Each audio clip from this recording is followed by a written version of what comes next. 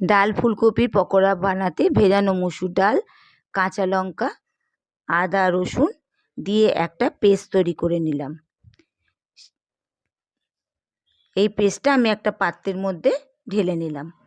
তার মধ্যে ফুলকপি, ধনেপাতা, নুন আর হলুদ দিয়ে ভালো করে মিশিয়ে নিলাম। এর মধ্যে ভালো করে মেশানোর পর 1 চামচ বেসন অ্যাড করলাম। এবার আমি পকোড়ার আকারে তেলে এটাকে খুব ভালো করে ভেজে নিলাম। নাড়াচাড়া করে এটা আমি লাল লাল করে ভেজে নিলাম।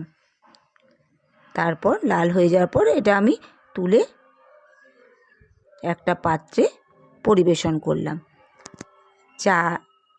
চা দিয়ে এটা আমি এনজয় করছি। আপনারা আমার চ্যানেলটাকে লাইক এবং সাবস্ক্রাইব করে দেবেন।